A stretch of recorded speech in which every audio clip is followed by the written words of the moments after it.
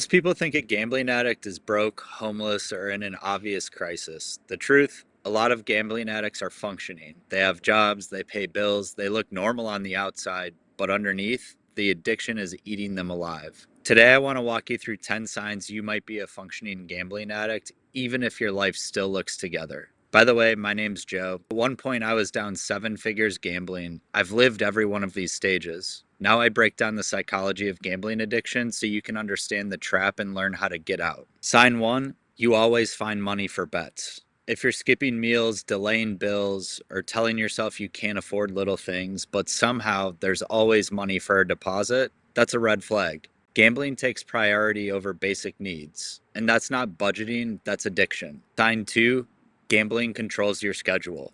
You plan your weekends not around family or friends, but around the games. You might cancel plans or avoid commitments because you need to be free during kickoff.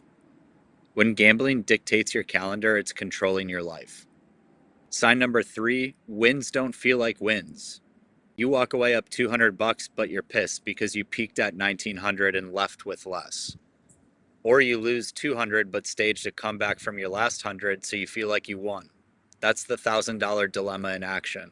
When your emotions don't match the math, gambling has rewired your brain. Sign number four, you lie or hide. You delete deposits from your banking app history, you make excuses for where money went, you gamble when no one's watching so you don't have to explain yourself. Secrecy is one of the clearest signs of addiction. Sign number five, gambling money doesn't feel real. You'll throw a few $100s on a bet like it's nothing, but hesitate to spend $10 on lunch. Gambling tricks your brain into thinking money is just fuel for action, not value. Once money stops feeling real, you're already in deep. If some of these signs are already hitting you, you're not alone. Most people never even get to this point of asking themselves if gambling is a problem. If you're getting value from this breakdown, hit that subscribe button. I drop videos every week explaining the psychology of gambling and the reality of recovery, so you don't have to figure it out alone. Sign number six, you're always chasing. You lose, and instead of walking away, you double down. You tell yourself you're just getting even, but chasing always makes it worse. That cycle, the loss, chase, bigger loss, is the heartbeat of gambling addiction. Sign number seven, gambling feels like an escape.